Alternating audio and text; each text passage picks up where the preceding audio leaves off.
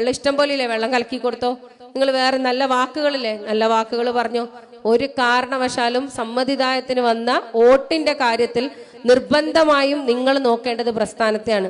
പ്രസ്ഥാനം ആരാണോ അവിടെ നിയോഗിക്കുന്നത് ആ വ്യക്തിക്ക് നിങ്ങൾ വോട്ട് രേഖപ്പെടുത്തണം. ഈ വോട്ട് വെറും താഴെക്കടയിൽ തുടങ്ങി അങ്ങ് MP എത്തി ഇനി ഇന്ത്യ മുഴുവനും എവിടെ ആയിക്കോട്ടെ അവിടെയൊക്കെ ഇന്ത്യൻ യൂണിയൻ മുസ്ലിം ലീഗിന്റെ അല്ലെങ്കിൽ നമ്മുടെ കോൺഗ്രസ് UDFന്റെ ഒരാളെ നിർത്തിയിട്ടുണ്ടെങ്കിൽ അവർക്ക് തന്നെ നിങ്ങൾ വോട്ടിടണം.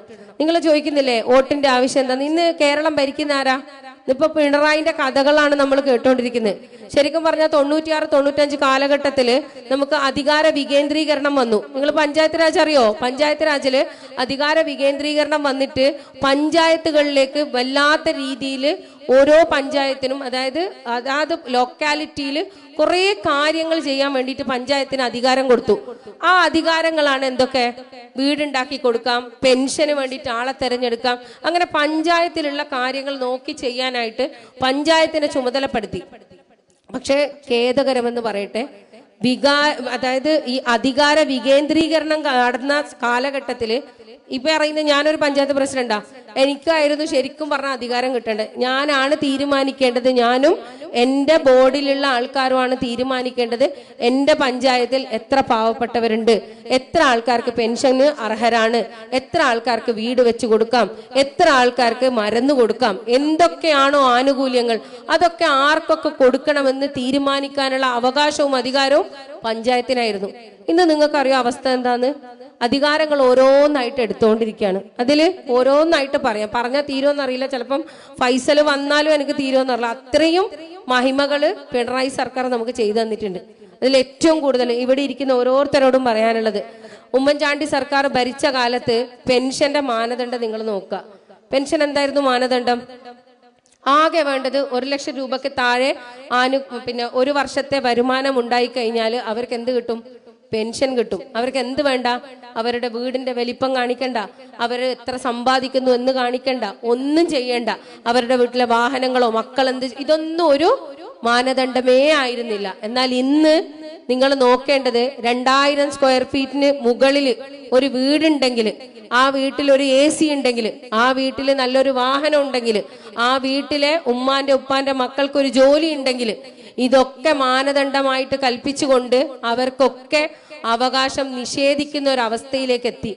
എത്ര ആൾക്കാർക്കാന്നറിയോ പെൻഷന് വന്നിട്ട് മുടങ്ങുന്ന ആൾക്കാർ? ഇവിടെ പ്രവാസികളില്ലേ, നിങ്ങളെല്ലാവരും തിരിച്ചു വരുന്ന സമയത്ത് നല്ല കാലത്ത് അവിടെ സമ്പാദിച്ചിട്ട് നാട്ടിലൊരു വീടുണ്ടാക്കി, അത് ചിലപ്പോൾ 2000-3000 ഉണ്ടാവും. എന്നാൽ കാലക്രമേണ നിങ്ങളുടെ ജോലിയും കഴിഞ്ഞ് നിങ്ങളൊന്ന് വിശ്രമിക്കാനായിട്ട് നാട്ടിലേക്ക് വരുമ്പോൾ നിങ്ങളടക്കം നികുതി അടച്ച ഒരു സർക്കാരാണ് ഇവിടെ ഭരിക്കുന്നതെങ്കിൽ അവര് നമുക്കൊരു അവകാശം തരാനുണ്ട്. അതായത് പ്രവാസികൾക്ക് പെൻഷൻ അനുവദിക്കുന്ന സമയത്ത് ഒരു വിധവയായ ഒരു സ്ത്രീക്ക്, ഭർത്താവ് നഷ്ടപ്പെട്ട ഒരു സ്ത്രീക്ക് പെൻഷൻ കൊടുക്കുന്ന സമയത്ത്, ഭർത്താവ് ഉപേക്ഷിച്ച സ്ത്രീക്ക് പെൻഷൻ കൊടുക്കുന്ന സമയത്ത്, വികലാംഗനായ ഒരാൾക്ക് പെൻഷൻ കൊടുക്കുന്ന സമയത്ത് ഇവർക്കൊക്കെ കൃത്യമായിട്ട് അജണ്ടയോട് കൂടിയിട്ടുള്ള മാനദണ്ഡങ്ങൾ വെച്ചുകൊണ്ട് ഇന്ന് ആർക്കും ഒരു പെൻഷൻ കൊടുക്കാൻ കിട്ടുന്നില്ല. ഒരു വികലാംഗായ ഒരു കുട്ടി 2000 സ്ക്വയർ ഫീറ്റ് വീട്ടിൽ താമസിച്ചിട്ട് എന്ത് കാര്യം? അല്ലെങ്കിൽ ഒരു പ്രവാസിയായ ഒരു മനുഷ്യൻ ആയ കാലത്ത് ഒരു നല്ല വീടെടുത്തു എന്ന് വെച്ചിട്ട് അയാൾ നാട്ടിലേക്ക് തിരിച്ചു വന്ന് ഒന്ന് സ്വസ്ഥമായിട്ട് ഇരിക്കുമ്പോൾ സർക്കാർ നൽകുന്ന ഈ ഒരു ആനുകൂല്യം, അത് നമ്മുടെ അവകാശമാണ്. ആ അവകാശത്തിന് വേണ്ടി പഞ്ചായത്തിൽ പോകുമ്പോൾ പറയുന്നു, നിങ്ങൾ എത്ര വർഷമായി ഇവിടെ വന്നിട്ട്? ഞാൻ വന്നിട്ട് ഒരു 6 മാസം. 6 മാസം പോരാ, നിങ്ങൾ 3 വർഷം എവിടെ താമസിക്കണം? ഈ നാട്ടില് ഈ അഡ്രസ്സിൽ നിങ്ങൾ താമസിച്ചാൽ മാത്രമേ നിങ്ങൾക്ക് പെൻഷന് അപേക്ഷിക്കാൻ കൂടി പറ്റൂ. ഇപ്പൊ ഒന്ന് ആലോചിച്ച് നോക്കിക്കേ, ഇങ്ങനെയാണോ ഒരു സർക്കാർ വേണ്ടത്? സർക്കാർ എന്തിനു വേണ്ടിയിട്ടാണ്?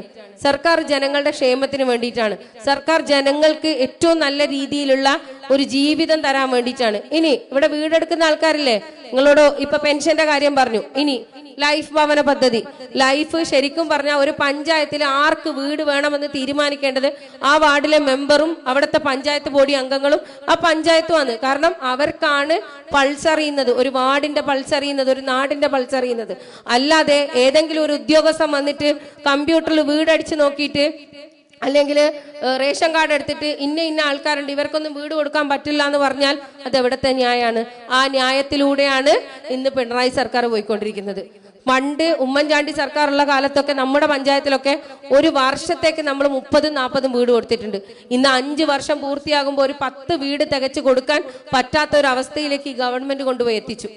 എല്ലാ കാര്യങ്ങളും പഞ്ചായത്തിന് തരും. ഇപ്പൊ ഒരു 3 കോടി രൂപ ബഡ്ജറ്റിൽ മാറ്റി വെച്ചാൽ ആ 3 കോടിയിൽ ഒരു 75 ലക്ഷം രൂപ വെച്ചിട്ട് ബാക്കി മുഴുവനും സർക്കാർ പദ്ധതികളാണ്. അത് കൂടാതെ നമ്മുടെ പഞ്ചായത്തുകളെ ഒക്കെ കൃത്യമായിട്ട് നോക്കി കണ്ടുകൊണ്ട് ആ 75നും എന്ത് ചെയ്യും, പലതരത്തിലുള്ള പ്രോഗ്രാമുകളാക്കിയിട്ട് പേര് സർക്കാരിന്, പണം ആര് ചെലവഴിക്കണം? പഞ്ചായത്ത് ചെലവഴിക്കണം. നിങ്ങളൊക്കെ ഇത് അറിയേണ്ടതാണ്.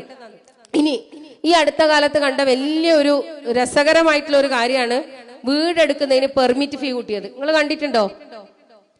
വീടെടുക്കുന്നവരില്ലേ, പഞ്ചായത്ത് പോയിട്ടില്ലേ? ഈ ഒരു വർഷമേ ആയിട്ടുള്ളൂ. ഈ ഒരു വർഷത്തില് പെർമിറ്റ് ഫീ മന്ത്രിസഭ ഒറ്റ അടിക്ക് കൂട്ടി. ഏകദേശം പെർമിറ്റ് ഫീ സാധാരണ ഒരു സ്ക്വയർ ഫീറ്റ് വീടെടുക്കുന്ന ഒരാൾക്ക്, ഒരു 3000 സ്ക്വയർ ഫീറ്റ് വീടെടുക്കുന്ന ആളുടെ പെർമിറ്റ് ഫീസ് വരെ ഒരു 29,000 രൂപേന്റെ അടുത്താണ്. എത്ര? 29,000 രൂപേന്റെ അടുത്ത് പെർമിറ്റ് ഫീ. പെർമിറ്റിന് വേണ്ടിയിട്ട് അപേക്ഷിക്കുന്ന 1000 രൂപ. അങ്ങനെ ഒരു ടോട്ടൽ ഒരു 30,000 രൂപക്ക് മേലെ വരും ഒരു 3000 സ്ക്വയർ ഫീറ്റ്. ഒരു 2000 എടുക്കുന്ന ആളതും അവസ്ഥ ഇത് തന്നെ. 10-16,000 രൂപയാണ് പെർമിറ്റ് ഫീ ആയിട്ട് പഞ്ചായത്തിലേക്ക് അടക്കേണ്ടത്. ഈ സ്ലാബുകളൊക്കെ നിശ്ചയിച്ചിട്ട് തദ്ദേശ സ്വയംഭരണ സ്ഥാപനങ്ങളിലേക്ക് അയക്കുമ്പോൾ സർക്കാർ പറഞ്ഞൊരു കാര്യം, ഇതിന്റെ ഒക്കെ ഗുണം ആർക്കാണ്? പഞ്ചായത്തിനാണ്. അപ്പൊ പിന്നെ ആരും ഒന്നും പറയൂലല്ലോ. കാരണം ഭരിക്കുന്നത് സർക്കാർ ആണെങ്കിലും പല പഞ്ചായത്തും ഭരിക്കുന്ന ആരാണ്? പല പാർട്ടിക്കാരാണ്. അപ്പോ എല്ലാം പഞ്ചായത്തിന്റെ വെച്ച് കിട്ടും. പക്ഷെ എന്റെ പ്രിയപ്പെട്ടവർ കേൾക്കേണ്ടത്, തെരഞ്ഞെടുപ്പ് വരുന്ന സമയമായപ്പോ അവർക്ക് മനസ്സിലായി ഇത് വലിയൊരു മോശപ്പെട്ട ഒരു പണിയാണ്. കാരണം ഇത്രയും പൈസ ജനങ്ങളിൽ നിന്ന് പെർമിറ്റ് ഫീ ആയിട്ട് പിരിക്കുമ്പോൾ പ്രശ്നം വരും. അപ്പൊ ആ സമയത്ത് ഒരു പോസ്റ്റർ ഇറക്കി. പോസ്റ്റർ ഇറക്കാൻ ഇവർ കഴിഞ്ഞിട്ടേ ഉള്ളൂ ആൾക്കാർ പേരിടാനും. പേരും പോസ്റ്ററും കണ്ടാൽ നമ്മൾ വീണു പോകും. അമ്മാതിരി പോസ്റ്ററും പേരുമാണ് ഇവര് പുറത്തേക്ക് വിടുന്നത്. സ്വാന്തന എന്നെല്ലാം പറഞ്ഞിട്ട് ഒരു സ്വാന്തനം ഉണ്ടാവില്ല. എന്നാലും എന്താണ്? സ്വാന്തനാണ്. അല്ലെങ്കിൽ കനിവില്ലാത്തവര് കനിവ് ചെയ്യുന്നു പറയില്ലേ, അതുപോലെ പേരിൽ മാത്രം ഭയങ്കരമായ സംഭവങ്ങളാക്കിക്കൊണ്ട് നിങ്ങൾ കാണും. അപ്പൊ അതിൽ വന്ന ഒരു കാര്യം, 75% അടുത്ത് പെർമിറ്റ് ഫീ ആര് കുറച്ചു? മന്ത്രിസഭ കുറച്ചു എന്ന് പറഞ്ഞിട്ട് ഒരു പേപ്പറിലും എല്ലായിടത്തും പോസ്റ്റ് വന്നു. അത് കേട്ടപ്പോ ഒരുപാട് ആൾക്കാർക്ക് സമാധാനം ഉണ്ടായ കാര്യം എന്താണെന്നറിയോ? പെർമിറ്റ് ഫീയിൽ നിന്ന് ഓൾറെഡി എന്ത് ചെയ്തു? ആ പൈസ തിരിച്ചെല്ലാവരുടെ അക്കൗണ്ടിലേക്കും കൊടുത്തു. അതായത് നമ്മളിപ്പോ ഞാനടക്കം വീടെടുക്കുന്ന ആളാണ്. അപ്പൊ ഞാൻ പെർമിറ്റ് ഫീ കെട്ടിയ ഫീന്റെ ഒരു 3/4 ഭാഗം ഫീ എന്ത് ചെയ്തു? എനിക്ക് തിരിച്ചു തന്നു. ഇപ്പൊ സർക്കാർ ഭയങ്കര സംഭവമല്ലേ? കാരണം കൂട്ടിയ ഫീ കുറച്ചു. പക്ഷെ അവിടെ മനസ്സിലാക്കേണ്ടത് 100% കൂട്ടിയിട്ട് അതിൽ നിന്ന് 75% കുറച്ച ആൾക്കാർ അവിടെ വേറൊരു കാര്യം കൂടി ചെയ്തു. നിങ്ങൾക്ക് സെസ് അറിയോ? വീടിന്റെ സെസ് അടക്കലില്ലേ? പണ്ട് വീടെടുത്ത ആൾക്കാർക്ക് അറിയാം. നിങ്ങളൊക്കെ വീടെടുത്ത് ഒരു 10-12 വർഷം കഴിഞ്ഞിട്ടാണ് ലേബർ ചാർജ് എന്നതിന്റെ പേരിൽ ഒരു സെസ് വരുത്ത്, ബിൽഡിംഗ് സെസ്. ചിലപ്പോൾ ഒരു 10,000 രൂപയോ 20,000 രൂപയോ ഒക്കെ എന്ത് ചെയ്യാം, ലേബർ ഓഫീസിൽ പോയിട്ട് അടക്കേണ്ടി വരും. അതിനും ഒരു മാനദണ്ഡം ഉണ്ടായിരുന്നു. അതായത് വലിയ പൈസയാണ് വരുന്നതെങ്കിൽ അവിടുത്തെ ഓഫീസറിനെ കണ്ട് സംസാരിച്ചാൽ മാനുവലായിട്ട് നമുക്ക് എന്ത് ചെയ്യാം, ചിലപ്പം നമ്മുടെ അവസ്ഥ മോശമാണെങ്കിൽ കുറച്ചൊക്കെ തരുന്ന ഒരു സമ്പ്രദായം ഉണ്ടായിരുന്നു. എന്നാൽ ഇന്ന് പ്രിയപ്പെട്ടവരെ, നിങ്ങൾ പെർമിറ്റ് ഫീ കുറച്ചതിൽ സന്തോഷിക്കണ്ട.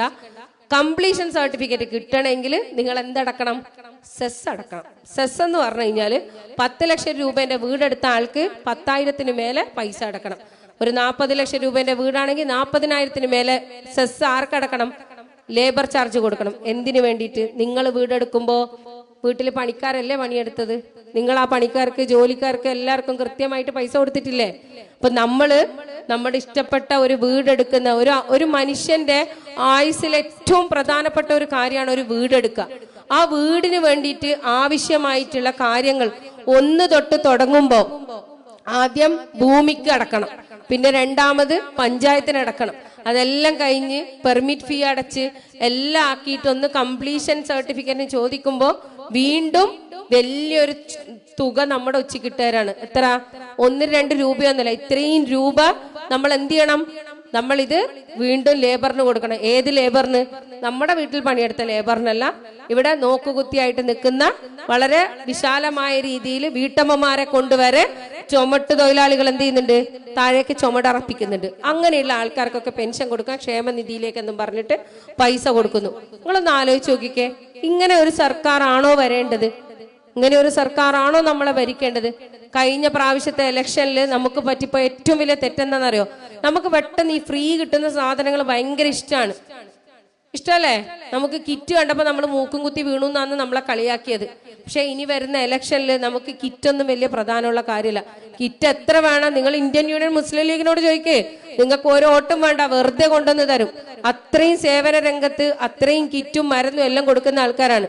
ഇത് പറയുമ്പോൾ സർക്കാരിന്റെ വളരെ രസകരമായിട്ടുള്ള ഒരു കാര്യം കൂടി പറയാനുള്ളത്, 5 വർഷം പൂർത്തീകരിച്ച സർക്കാർ രണ്ടാമത് പിണറായി സർക്കാർ അധികാരത്തിൽ കയറുമ്പോൾ ഒരു കാര്യം അവര് ഇതാക്കിയിട്ടുണ്ടായിരുന്നു. അതായത് 5 വർഷവും ഓരോ വർഷം ഓരോ കാര്യങ്ങൾ അവർ പ്രഖ്യാപിച്ചു. അതിലൊന്ന് അതിദരിദ്രരില്ലാത്തൊരു അതായത് സ്റ്റേറ്റ് ആക്കി കേരളത്തെ മാറ്റുമെന്ന് പറഞ്ഞു. രണ്ടാമത്തെ പോയിന്റ് പറഞ്ഞത് സംരംഭകരെ കൊണ്ട് നിറക്കുന്ന ഒരു കേരളമാക്കി മാറ്റും. അതേപോലെ തന്നെ മൂന്നാമത്തത് ഭവനമില്ലാത്ത ഒരാൾ പോലും ഇവിടെ ഉണ്ടാവൂല എന്ന് പറഞ്ഞു. അങ്ങനെ ഓരോ വർഷവും എന്ത് ചെയ്തു? പിണറായി സർക്കാരിന് കട്ടുമുടിക്കാനായിട്ട് പ്രത്യേകിച്ച് പ്രോഗ്രാമുകളാക്കാനാക്കി നവകേരളം പോലെയുള്ള പദ്ധതികളാക്കാൻ വേണ്ടിയിട്ട് ഓരോ വർഷവും ഓരോ കാര്യങ്ങൾ പ്രഖ്യാപിച്ചു. അതില് ഈ അതിദരിദ്രർ എന്താന്ന് മനസ്സിലായോ? കേരളത്തിലുള്ള എല്ലാ ഗ്രാമങ്ങളിൽ നിന്നും പ്രത്യേകിച്ചും ഓരോ വാർഡിൽ നിന്നും ഓരോ പഞ്ചായത്തിലെ വാർഡിൽ നിന്നടക്കം എന്ത് ചെയ്യും? അതിദരിദ്രരായിട്ടുള്ള ആൾക്കാരെ ഒഴിവാക്കും. ശരിക്കും പറഞ്ഞു കഴിഞ്ഞാല് നമ്മൾ ഇതെല്ലാം നോക്കുന്ന വേൾഡ് വൈഡ് ആണെങ്കിലും നമ്മുടെ രാജ്യത്തിൽ തന്നെ നമ്മൾ എന്ത് ചെയ്യും? സെൻസസ് പ്രകാരം നോക്കും. ആ സെൻസസിൽ കേരളം ഏറ്റവും ഉയരത്തിലാണ്. എന്തിന്റെ കാര്യത്തില്? ഭക്ഷണം കിട്ടാത്ത ഒരു പ്രശ്നം ഈ കേരളത്തിലില്ല. എന്നിട്ടും കൂടി ഇവരെ കൊണ്ടുവന്ന ഒരു പദ്ധതിയാണ് അതിദരിദ്രരെ കണ്ടെത്തി അവർക്ക് എന്തൊരുക്കണം? അവർക്ക് ആവശ്യമായ പാർപ്പിടവും ഭക്ഷണവും കൊടുക്കണം എന്നുള്ളത്. ഇതിന്റെ ഒരു ഫോർമാറ്റ് ഒരു 3 മാസം കൂടുമ്പോൾ പഞ്ചായത്തിലേക്ക് വരും. നമ്മൾ തീരുമാനിച്ചു ഇതിനോട് സഹകരിക്കേണ്ടതില്ല. കാരണം ഞങ്ങളുടെ പഞ്ചായത്തിൽ എന്തില്ല? പട്ടിണി കിടക്കുന്ന ആൾക്കാരില്ല. പട്ടിണി കിടക്കാത്ത ഒരു പഞ്ചായത്തിൽ നിന്ന് എങ്ങനെയാണ് അതിദരിദ്രരെ നമ്മൾ കണ്ടുപിടിക്കുക? അപ്പൊ അതിനെന്ത് ചെയ്തു? കിലോന്റെ കൂടെ കൂടിയിട്ട് ഒരു വലിയ നോട്ടാക്കിയിട്ട് അയച്ചു തന്നിട്ടുണ്ട്. ഇതിന് വേണ്ടിയിട്ട് ക്ലാസ് എടുക്കലാന്ന്. എങ്ങനെ? എല്ലാ സെക്രട്ടറിമാരെയും വിളിച്ചിട്ട് DPC ഹാളില് ക്ലാസ് കൊടുക്കാണ്. അതിദരിദ്രരെ എങ്ങനെ കണ്ടെത്താം? അങ്ങനെ കണ്ടെത്തുന്ന എങ്ങനെയാണെന്നും കൂടി പറയാം. അതിദരിദ്രരെ കണ്ടെത്താനായിട്ട് വാർഡ് മെമ്പറുടെ നേതൃത്വത്തിൽ ഒരു വാർഡിൽ നിന്ന് ദരിദ്രനായിക്കോട്ടെ പണക്കാരനായിക്കോട്ടെ അതൊന്നും ആർക്ക് വിഷയമല്ല, ഗവൺമെന്റിന് വിഷയമല്ല. ഗവൺമെന്റിന് ഒരു വാർഡിൽ നിന്ന് ഇത്ര ദരിദ്രരെ കിട്ടിയിരിക്കണം. എങ്ങനെ? ഇപ്പൊ ഒരു വാർഡിൽ താമസിക്കുന്നത് ഒരു 2000 ആൾക്കാർ ഒരു വാർഡിൽ ഉണ്ടെന്ന് കൂട്ടിക്കോ. ആ 2000 നിന്ന് ഒരു 10 ആളെങ്കിലും എന്തായിരിക്കണം? ദരിദ്രരായിരിക്കണം. ദരിദ്രരുണ്ടോ ഇല്ലയോ എന്നുള്ളതല്ല, നിർബന്ധമാണ്. ഒരു നമ്പർ വേണം. അതേപോലെ ഒരു പഞ്ചായത്തിൽ നിന്ന് ഇത്ര ആൾക്കാർ നിർബന്ധമായിട്ടും എന്തിലുണ്ടാവണം? ദരിദ്രരുടെ പട്ടികയിൽ ഉണ്ടാവണമെന്ന് വാശി പിടിച്ചുണ്ടാക്കിയ ഒരു ലിസ്റ്റാണ്. ആ ലിസ്റ്റും കൊണ്ട് വീണ്ടും അവരെന്ത് ചെയ്തു? ഒരു പബ്ലിസിറ്റിക്ക് വേണ്ടിയിട്ട് പുറത്തിറക്കി കേരളത്തിൽ ഇത്ര ദരിദ്രരുണ്ടെന്ന്. അപ്പൊ 2ാം ഘട്ടം എങ്ങനെയാണെന്നറിയോ? ദരിദ്രരിൽ ദരിദ്രരെ കണ്ടെത്തണം. അതായത് ദരിദ്രരെ മാത്രമല്ല അതിലും ദരിദ്രരായിട്ടുള്ളവരെ കണ്ടെത്തണം. അപ്പൊ എന്ത് ചെയ്യണം? ഈ ലിസ്റ്റ് സോർട്ട് ചെയ്യണം. അങ്ങനെ ഇവർ തന്നെ കൂടി ഇവർ തന്നെ എന്ത് ചെയ്തു? അതിൽ ദരിദ്രരുണ്ടോ പണക്കാരുണ്ടോ ഒന്നുമല്ല, അവര് ദരിദ്രരെ കുറച്ചു എന്നിട്ടൊരു ഇതാക്കി. അങ്ങനെ വന്ന് നമ്മുടെ കണ്ണൂർ ജില്ലേന്റെ കാര്യം വന്നപ്പോ DPCന്ന് മുമ്പുള്ള ജില്ലാ പഞ്ചായത്തിന്റെ പ്രസിഡന്റ് പറഞ്ഞു ഇത് ശരിയില്ല, ഈ ലിസ്റ്റിലുള്ള ആൾക്കാർക്കൊക്കെ വീടും സ്ഥലവും ഒക്കെ ഉണ്ട്. അതായത് ദരിദ്രരുടെ ലിസ്റ്റിൽ ആരുണ്ട്? സ്വന്തമായിട്ട് വീടും ഭൂമിയുള്ള ആൾക്കാരുണ്ട്. അപ്പൊ ഒന്നും കൂടി സോർട്ട് ചെയ്യണം. അങ്ങനെ സോർട്ട് ചെയ്ത് എന്റെ പഞ്ചായത്തിൽ 57 ആൾക്കാരുടെ പേര് കിട്ടി. ഈ 57 ആളെയും കൊണ്ട് സെക്രട്ടറി മിനിറ്റ് റൂമിലേക്ക് വരും. മേലേന്ന് ഭയങ്കര പ്രഷറാണ്, ഒരു രക്ഷയില്ല. ഇതെങ്ങനെയെങ്കിലും കുറച്ചും കൂടി കുറച്ചിട്ട് ഒരു 34 ആക്കണം. ഞാൻ പറഞ്ഞു സെക്രട്ടറി ആക്കിക്കോ, 34 ആക്കെ, എന്താ കാണണല്ലോ ഇതെന്താ ചെയ്യുന്നതെന്ന്. അങ്ങനെ 34 ആളെ ലിസ്റ്റും കൊണ്ട് ലാസ്റ്റ് സെക്രട്ടറി വന്നിട്ട് പറഞ്ഞു ഇത്രയാണ് പ്രസിഡന്റ് നമ്മുടെ പഞ്ചായത്തിലുള്ള അതിദരിദ്രൻ. അപ്പൊ ഈ ദരിദ്രർക്ക് ഇപ്പൊ ഇനി എന്തുണ്ടാക്കി കൊടുക്കണം? നമ്മള് ദരിദ്രർക്ക് വീടില്ല, ആധാർ കാർഡില്ല, ഇതെല്ലാം ആക്കി കൊടുക്കണം. പിന്നെയോ ഇവർക്ക് പെൻഷൻ ഉണ്ടെങ്കിൽ പെൻഷൻ ആക്കി കൊടുക്കണം. ഇവർക്ക് മരുന്നാണ് ആവശ്യമെങ്കിൽ മരുന്ന് കൊടുക്കണം. എല്ലാം കൊടുക്കണം. ഞാൻ പറഞ്ഞ ആര് കൊടുക്കും? സർക്കാർ ഫണ്ട് ഉണ്ട് ഇല്ല, അത് സ്പോൺസർഷിപ്പിൽ കണ്ടുപിടിക്കണം. എങ്ങനെ? ഈ 34 ആൾക്കാർക്കും ദരിദ്രരാണെന്ന് സർക്കാർ പ്രഖ്യാപിച്ചു. പക്ഷെ ഈ സർക്കാർ പ്രഖ്യാപിച്ച 34 ആൾക്കാർക്കും എന്ത് കൊടുക്കണം? മരുന്ന് കൊടുക്കണം, ഭക്ഷണം കൊടുക്കണം, പാർപ്പിടം കൊടുക്കണം, ഐഡന്റിറ്റി ഉണ്ടാക്കി കൊടുക്കണം. ഇതൊക്കെ എങ്ങനെയെന്നുള്ളത് ചോദിക്കുമ്പോ പറയുന്നത് ഇതൊക്കെ ആരോട് ചോദിക്കണം? അതാത് നാട്ടിലുള്ള അതാത് പ്രദേശത്തുള്ള ഗൾഫിലുള്ള സംഘടനകള്, അതുപോലെ തന്നെ നാട്ടില് ഇത്തരത്തിൽ കാര്യങ്ങൾ ചെയ്യുന്ന സന്നദ്ധ സേവനം ചെയ്യുന്ന ആൾക്കാരുണ്ടാവും.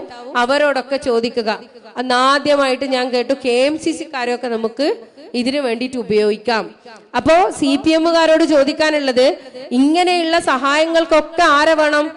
ലീഗിന്റെ പോഷക സംഘടനയായ KMCC-യെയും ഗൾഫുകാരെയും നാട്ടുകാരെയും ഒക്കെ വേണം അവർക്ക് ഫണ്ടിന് വേണ്ടിയിട്ട്. എന്നാൽ അവർ ചെയ്യേണ്ട കാര്യങ്ങളൊന്നും അവർ ചെയ്യുന്നില്ല. നമ്മള് റോഡിനൊക്കെ കുഴിയിൽ വീണിട്ട് പരിക്ക് പറ്റുന്നുണ്ട്. നമ്മൾ റോഡിന് ടാക്സ് കൊടുക്കുന്ന ആൾക്കാരാ. നമ്മളെല്ലാം സർക്കാർ എന്ത് പറയുന്നു അതൊക്കെ നമ്മൾ അങ്ങോട്ട് കൊടുക്കുന്നു. തിരിച്ച് സർക്കാർ എന്താ പറയുന്നത്? കുഴിയിൽ വീഴാതെ നിങ്ങൾ സൂക്ഷിക്കുക. അതാരോ ഉത്തരവാദിത്തം?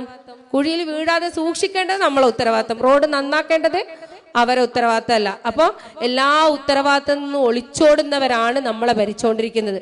പിന്നെ പാവപ്പെട്ടവരുടെ പാർട്ടിയാണ് CPM എന്നൊക്കെ ഞാൻ കേട്ടത്. നിങ്ങളും അങ്ങനെ തന്നെയല്ലേ കേട്ടത്? തൊഴിലാളികളുടെ പാർട്ടിയാണ്. എന്നാ തൊഴിലാളികളുടെ എല്ലാ ക്ഷേമത്തിൽ നിന്ന് കൈയിട്ട് വാരിയ പാർട്ടി ഏതാന്ന് ചോദിച്ചാൽ അതിന് ഉത്തരം ഒന്നേ ഉള്ളൂ. ഇത് ശരിക്കും പറഞ്ഞു കഴിഞ്ഞാല് പണ്ടേതൊരു സിനിമയില് കുമ്പിടിന്റെ കഥ പറഞ്ഞ പോലെ അവിടെയുണ്ട് ഇവിടെയുണ്ടെന്ന് പറഞ്ഞാൽ എല്ലായിടത്തും ആരുണ്ട്? തക്കാനും മുടിക്കാനും വരുന്നുണ്ട്. എന്നിട്ട് ലാസ്റ്റ് സമയത്ത് നമ്മളെ പറ്റിക്കാനായിട്ട് എന്തെങ്കിലും ഒന്നും കൊണ്ടുവരും.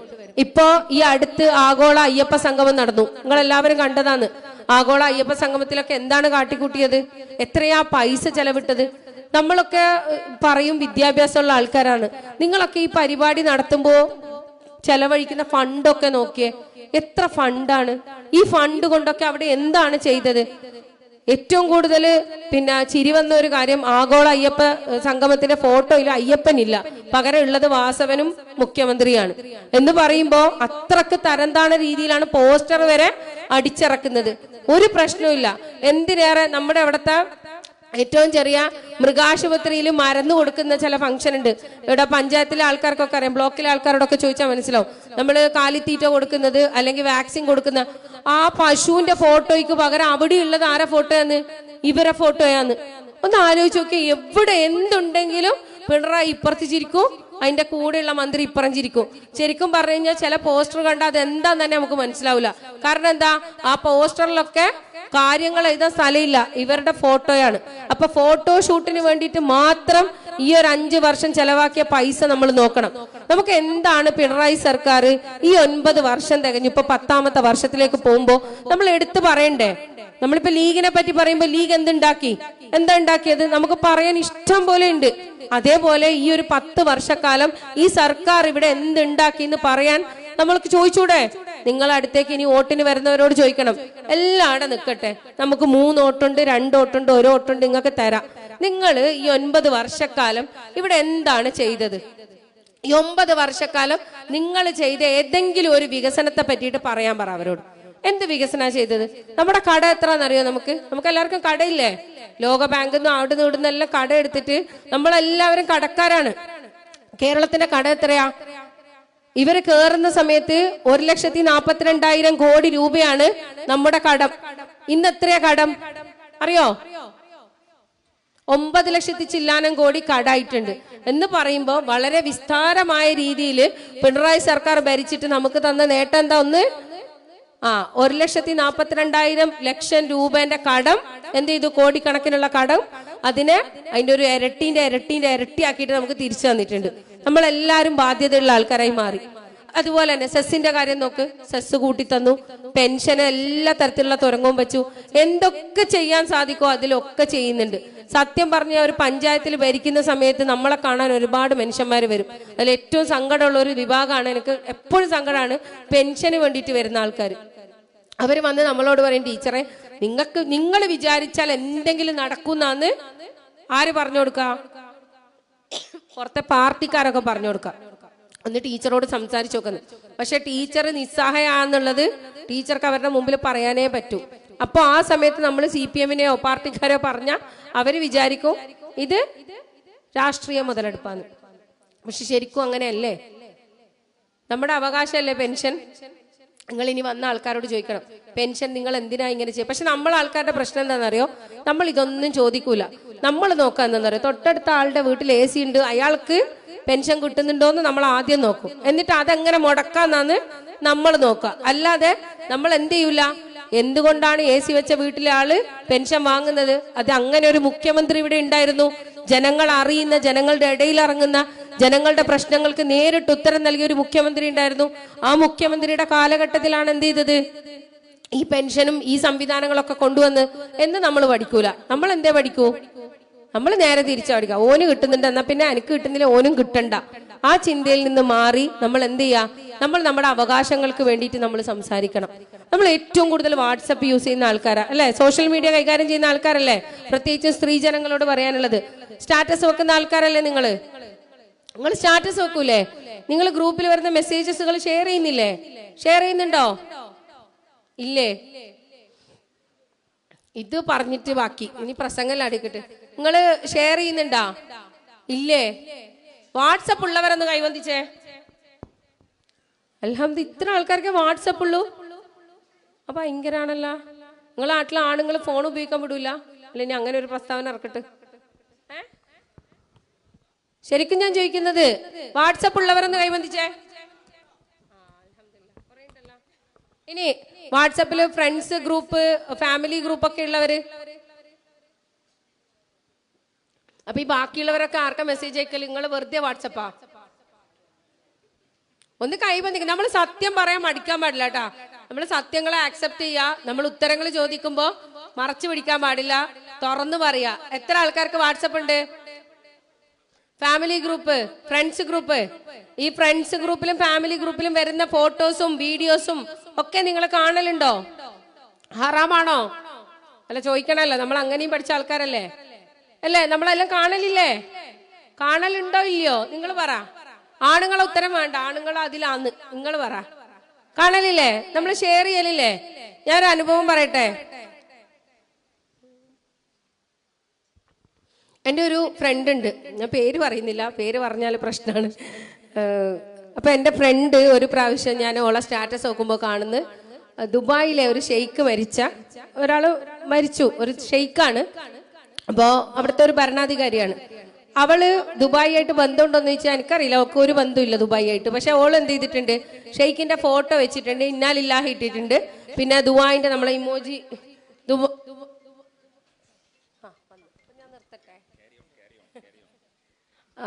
പ്രിയപ്പെട്ട നമ്മുടെ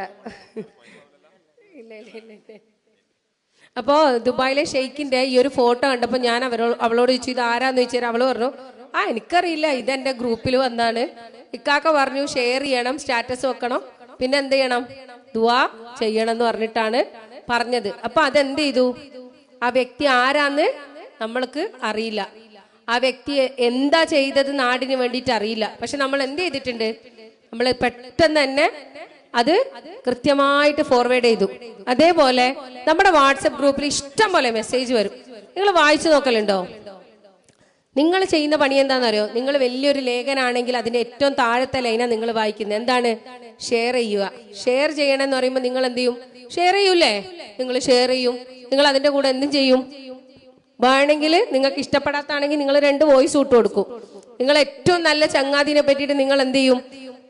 നമ്മുടെ വിശ്വാസം എന്താണെന്നറിയോ? നമ്മൾ വാട്സപ്പ് ഗ്രൂപ്പിൽ ഒരു 5 ആളുണ്ടെങ്കിൽ ഈ 5 ആളാണ് എല്ലാം എന്ന് നമ്മൾ വിശ്വസിക്കും. എന്നിട്ട് നമ്മൾ കുറേ കാര്യങ്ങൾ അവിടെ പറയും. പക്ഷെ 6ാമത്തെ ആളെ പറ്റി പറഞ്ഞ ആളെ ചിലപ്പോൾ കല്യാണം വീട്ടുന്നോ അല്ലെങ്കിൽ തൊട്ടടുത്ത് അവിടുന്ന് കാണുമ്പോ അവളെ മുഖം മങ്ങിയത് കണ്ടാലാ മനസ്സിലാവാ എന്ത് നമ്മൾ ഈ ഗ്രൂപ്പിൽ പറഞ്ഞതിൽ ആരോ ഒന്ന് ചോർത്തി കൊടുത്തിട്ടുണ്ടെന്നുള്ളത്. അപ്പൊ അതുകൊണ്ട് സോഷ്യൽ മീഡിയ കൈകാര്യം ചെയ്യുന്ന സമയത്ത് നിർബന്ധമായിട്ടും പാലിക്കേണ്ട ചില മര്യാദകളുണ്ട്. പ്രത്യേകിച്ചും നമ്മൾ സ്ത്രീകൾ പാലിക്കേണ്ട മര്യാദ, ഒരാളെ പറ്റിയിട്ടും ഒരു അനാവശ്യം പറയാൻ പാടില്ല.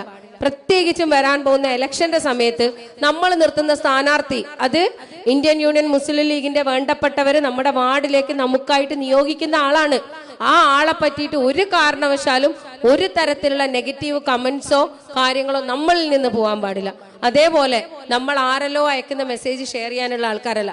നമുക്കൊരു നിലപാടുണ്ട്, നമുക്കൊരു വ്യക്തിത്വമുണ്ട്. ആ വ്യക്തിത്വത്തിലും ആ നിലപാടിൽ ഉറച്ചു നിന്നുകൊണ്ട് വേണം നമ്മൾ നമ്മുടെ കാര്യങ്ങൾ ചെയ്യാൻ വേണ്ടിയിട്ട്.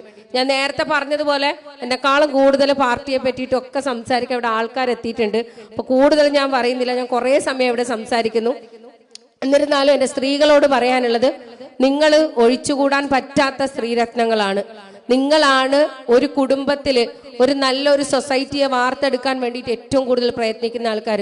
നമ്മുടെ മക്കൾക്ക് ആവശ്യമായ കാര്യങ്ങൾ പറഞ്ഞു കൊടുത്ത് നമ്മുടെ മക്കളെ നല്ല രീതിയിലേക്ക് വരാൻ പോകുന്ന ഒരു സൊസൈറ്റി ബിൽഡപ്പ് ചെയ്യുന്നതിൽ പുരുഷനേക്കാൾ കൂടുതൽ സ്ത്രീക്കാണ് ഉത്തരവാദിത്വം. ആ ഉത്തരവാദിത്വം മനോഹരമായ രീതിയിൽ കൈയാളാൻ പറ്റുന്ന ആൾക്കാരാണ് നമ്മളെന്ന് മനസ്സിലാക്കിയത് കൊണ്ട് തന്നെയാണ് പടച്ചവൻ എന്ത് ചെയ്തിട്ടുള്ളത്, നമ്മുടെ ദർജ ഉയർത്തി തന്നിട്ടുള്ളത്. അപ്പൊ അത് മനസ്സിലാക്കി നിങ്ങൾ ഓരോരുത്തരും ഈ വരാൻ പോകുന്ന ഇലക്ഷനിൽ നമ്മുടെ പാർട്ടിക്ക് വേണ്ടിയിട്ട് കൃത്യമായിട്ട് ഇടപെടലുകൾ നടത്തണം. നിങ്ങളുടെ മുമ്പിലേക്ക് വരുന്ന ആൾക്കാരോട് കൃത്യമായിട്ട് നിങ്ങൾ ചോദ്യങ്ങൾ ചോദിക്കണം. അതായത് നിങ്ങൾ നമ്മളോട് വോട്ട് വാങ്ങുമ്പോ നിങ്ങൾ നമുക്ക് എന്താണ് ചെയ്തത്, ഇക്കഴിഞ്ഞ 9 വർഷക്കാലത്തെ ഓരോ വികസനമൊന്നും ഇല്ല, വികസനം എന്ന് പറഞ്ഞ പേരിൽ കുറെ ഫോട്ടോഷൂട്ട് നടത്തിയിട്ടുണ്ട്. അതൊക്കെ നമ്മൾ എന്ത് ചെയ്യണം, നമ്മൾ പഠിച്ച് കൃത്യമായിട്ട് പറയണം. പിന്നെ വാർഡിൽ നിർത്തുന്ന ആൾ ആരായാലും അയാൾ ചിരിക്കാത്തതിന്റെ പേരിൽ അല്ലെങ്കിൽ അയാൾ എന്നെ മൈൻഡ് ചെയ്തിട്ടില്ല അങ്ങനെ പറഞ്ഞിട്ട് വോട്ടിടാതെ മാറി നിൽക്കരുത്. അത് നമ്മളൊരു സ്പെഷ്യാലിറ്റിയാണ്, നമ്മളൊരു പ്രത്യേകതയാണ്. നമ്മളോട് ചിരിച്ചിട്ടില്ലെങ്കിൽ നമ്മൾ എന്ത് ചെയ്യും, നമ്മൾ വോട്ട് കൊടുക്കൂല. ഇനി നമ്മുടെ തൊട്ടടുത്ത ലൈറ്റ് കത്തിയിട്ടില്ലെങ്കിൽ നമ്മൾ എന്ത് ചെയ്യില്ല, വോട്ട് കൊടുക്കൂല. അങ്ങനെ ആവരുത്. ചില സാഹചര്യങ്ങൾ കൊണ്ട് ചിലപ്പോൾ ചില സമയത്ത് നമുക്ക് ലൈറ്റ് കത്തിക്കാൻ പറ്റാത്ത സാഹചര്യം ഉണ്ടാവാം. ചിലപ്പോൾ റോഡ് ഫണ്ടിന്റെ വിഷയം കൊണ്ടായിട്ടുണ്ടാവില്ല. പക്ഷെ അതിനെല്ലാം അപ്പുറത്തേക്ക് വ്യക്തിയിൽ കേന്ദ്രീകൃതമാവാതെ നിങ്ങളെല്ലാവരും പ്രസ്ഥാനത്തിനെ മാത്രം മുന്നിൽ കണ്ടുകൊണ്ട് ഇന്ത്യൻ യൂണിയൻ മുസ്ലിം ലീഗ് എന്താണോ പറയുന്നത്, ഇവിടെ UDF ആണെങ്കിൽ UDF എന്താണോ പറയുന്നത്, മുന്നണി നേതാക്കൾ പറയുന്നത് കേട്ട് നമ്മൾ ആരാണോ ജയിപ്പിക്കേണ്ടത് അതിനു വേണ്ടിയിട്ട് പ്രയത്നിക്കുക. പിന്നെ കഴിഞ്ഞ പ്രാവശ്യം 7 വോട്ടാണെങ്കിൽ ഈ പ്രാവശ്യം അതിനെ ഇരട്ടിയാക്കി ഭൂരിപക്ഷത്തോട് കൂടിയിട്ട് നമ്മുടെ ആൾക്കാർ വിജയിക്കാനുള്ള പണി നിങ്ങൾ എടുക്കണം. ഇത്രയും നേരം എന്നെ ശ്രവിച്ച എൻ്റെ പ്രിയപ്പെട്ട എല്ലാ നല്ലവരായ നാട്ടുകാർക്കും 1000 അഭിനന്ദനങ്ങൾ പറഞ്ഞുകൊണ്ട് ഞാൻ എൻ്റെ വാക്കുകൾ ഇവിടെ നിർത്താണ്. ഒത്തിരി സന്തോഷം. ഇത്രയും മനോഹരമായ ഒരു പ്രദേശത്ത് ഇത്രയും വലിയൊരു സദസ്സിന്റെ മുമ്പിൽ നിങ്ങളോട് കുറച്ച് നമ്മളെ പ്രസ്ഥാനത്തെ പറ്റി പറയാൻ സാധിച്ചതിൽ നന്ദി അർപ്പിച്ചുകൊണ്ട് നിർത്തുന്നു. നന്ദി. അസ്സലാമു അലൈക്കും.